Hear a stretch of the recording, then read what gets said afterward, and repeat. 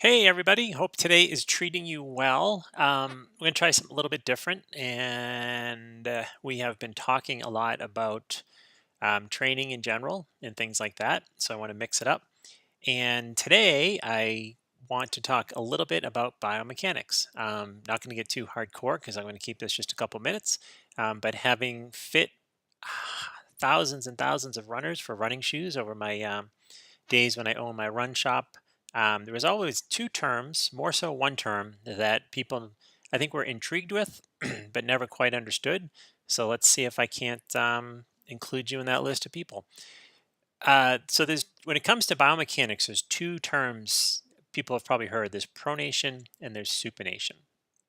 And think of pronation as shock absorption. It's how your body absorbs shock, or your foot, I should say, and think of supination as the propulsion. So you need those two motions in order to essentially run or walk or whatever you do. So just imagine your foot is about to hit the ground. So both feet are in the air and you're about to land on that one foot.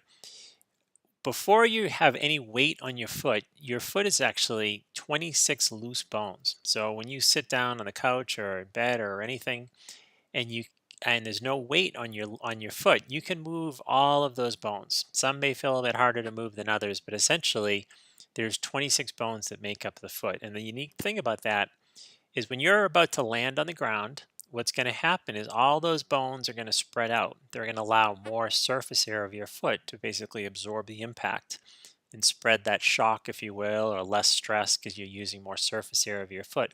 That's what's called pronation. And most people, about 70% of people, pronate just enough. And what I mean by that is as you land into like your midfoot, your arch will collapse just enough, not too much to the point where the arch is all the way on the ground, but just enough so there's a little bit of arch, hence the word arch. And that is essentially pronation. So you've landed, you've absorbed impact. So once you absorb that impact, the next thing is you want to move forward, right? You don't want to just stop. And that's where supination comes in. So essentially now, as the heel bone starts to lift up a little bit, all those 26 bones in theory or in essence essentially become one bone. They all become locked up, and that's what allows you to propel forward. So pronation, again, think of that as shock absorption.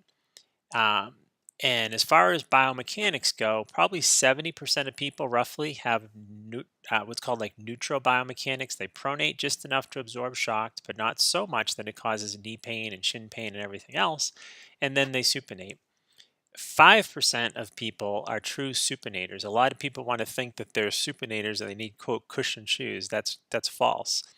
Very few people, so 1 out of every 20, truly supinate. What I mean by that is when they land on that heel, they don't pronate, they don't roll in. So their body doesn't absorb shock very well. So that's actually not a good thing. It's efficient from a mechanic standpoint, but it's not healthy in the sense that your body can't naturally absorb shock.